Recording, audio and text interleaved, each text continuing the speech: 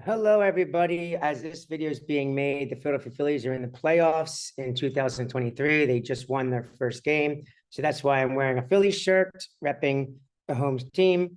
I'm making this quick summary video for those people that are going to be absent when we talk about it in class. And we're specifically talking about something having to do with personality and our sense of self. So hold on, let me share this screen correctly. And I apologize if there's people talking in the background, my door's open. But we have this, our unit right now is about sense of self. And as a really, really quick review of what we are talking about at this moment, it's part of the wellness unit. The very first day of class is a review having to do with what self-esteem, self-concept, and self-image is. And they do that lesson based on this drop-down text arrow and this slideshow made by former student Alana Sosa from the class of 2023. Thank you, Alana, for doing that when you were a junior. And the summary of that basically is saying that yourself is another word for identity, and your identity is a culmination of your self-esteem, self-concept, self-image, along with your personality and labels, along with body image, along with character, outlook, and attitude.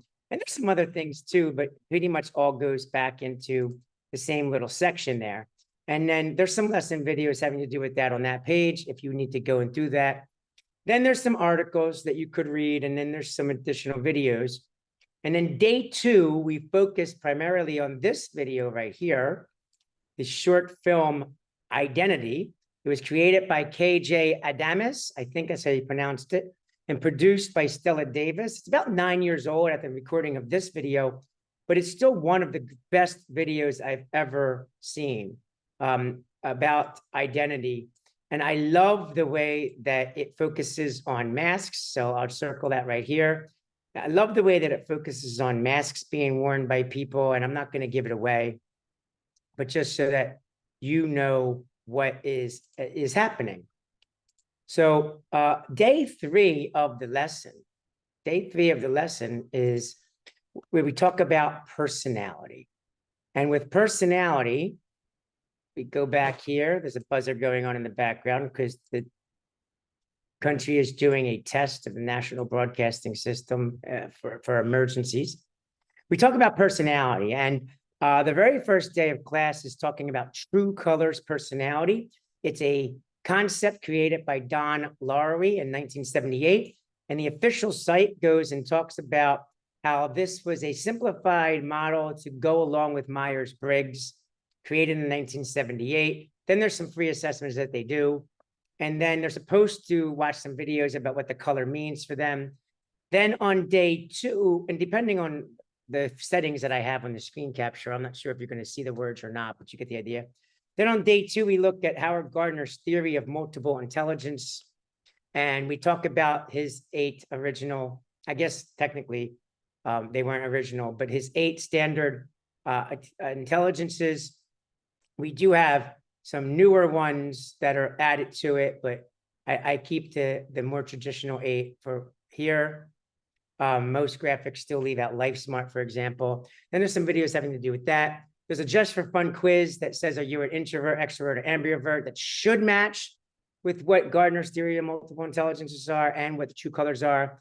And then you may also consider work on learning styles, and are you left brain or right brained? And then conflict management styles. And of course, there's links to the Myers-Briggs personality test as well. And you also have type A versus type B and C and D personalities. So there's additional work that students can choose to do on their own to be able to manage that. But this lesson is kind of like a summary. So you've gone through the true colors, you've gone through the multiple intelligences, you've gone through the little fun survey about introvert, extrovert, ambivert, and then you've just decided whether you're going to go further, looking at learning styles and conflict resolution strategies, type A, type B, type C, type D personalities, Myers-Briggs. And if you decided to do any of that information or you add it all together, it comes down to what your personality is. And our personality is generally how we act. It's a complex combination of all of these factors, right? Of all of those things that I said, our personality that came to us. And remember, our sense of self is a culmination, a collaboration, a collective of all of our influences, past experiences, and factors like DNA and biology, family influence, culture, religion, where we grow up, and even pop culture and things like that, along with the events that happen to us. So the events that happen to us, like breakups or being bullied or moving or divorces or death or other things that we don't always think about, like riding a bike or your first pair of cleats if you're a soccer player, stuff like that. Those kinds of things, they all collectively and collaboratively go and help us shape who we are as a person. And one of the things about students here at Rush is we spend a large amount of time speaking about sexual orientation and gender identity and racial identity and culture and inclusion activities, but we don't always look at our personality. And our personality is often what drives our decisions and our behaviors. It oftentimes is what people see the most when it talks about our things. So we get all these things together, all these factors together, and we make it more complex because we show and sort of let out different parts of our personality in different situations. So with the true colors thing, blue, orange, green, yellow, blue, orange, green, gold, we all have all four colors within our personality. It's just one or two are going to be dominant or primary, and then the other two are going to be secondary. Sometimes they're in conflict. So blue and green are in conflict. They're opposites. Blue is emotional, green is logical. Orange and gold are in conflict. Gold is very organized and orange is very like spontaneous and chaotic. And there's a lot more to them than that, a lot more details when you watch the videos or read the articles having to do with it. But gold and orange can conflict and blue and green conflict. So if like blue and green are your two highest totals together, then you are in an internal struggle oftentimes about making decisions and those kinds of things. Blue people tend to be very emotional and wear their heart on their sleeve, and they identify themselves more for helping others. Whereas a green person, you know, they tend to be more self-centered and not selfish. They will think about others, and all the times they just don't always remember them first. And so we have these green, blue, gold, orange personalities, and we know that we all have parts of them. Just like with Myers-Briggs, we all have aspects of each of the letters in that personality. And with the A, B, C, D, E, we all really have parts of A and B in them. It's just which one's more dominant. Introvert, extrovert, ambivert. Some people are just introvert, some people are just extrovert, but most people are truly ambiverts, and they just lean toward one side or the other. And then with multiple intelligences, your multiple intelligences typically match what your personality identifiers are. So I always do the multiple intelligences along with Larry's true colors, and that makes it so that you can understand who you are. And understanding ourselves and our behaviors and why we make those behaviors goes and helps us be able to understand other people better. That helps with relationships. That helps with being more productive, both in school and in work. And overall, it gives us the ability to have understanding for others and ourselves and our needs and what other people need. Doesn't always mean that we're going to do the right decision. Like, for instance, my wife really oftentimes needs me to hear her out right away when there's a conflict between us. But what I need is me time. Like, I need to be alone. Sometimes I need time to like give me a second to like breathe before I talk about something. So by understanding what each other needs, we're able to give each other what they need so that our conflicts can be resolved peacefully and not be contained in this turmoil.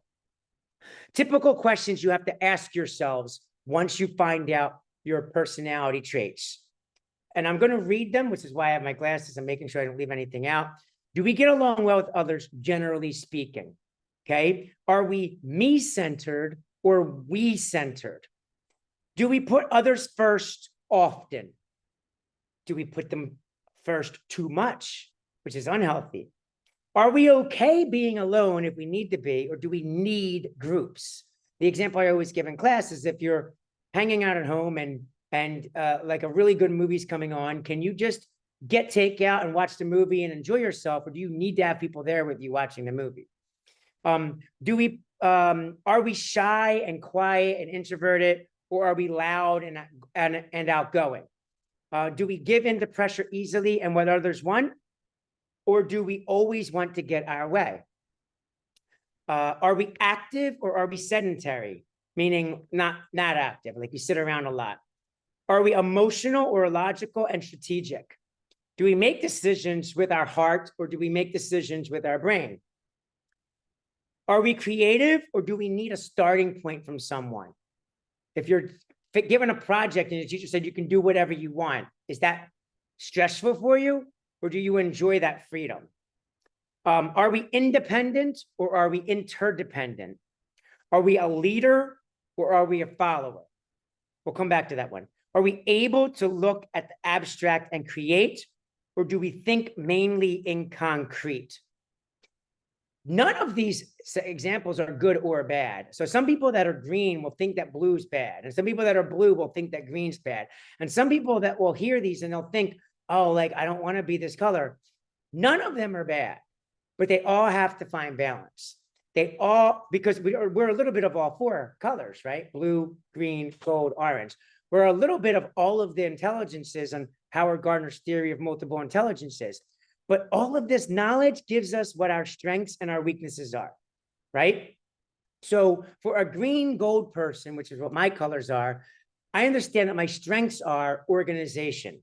My strengths are logic. My strengths are being like interested in how things work and why things work and figuring those things out.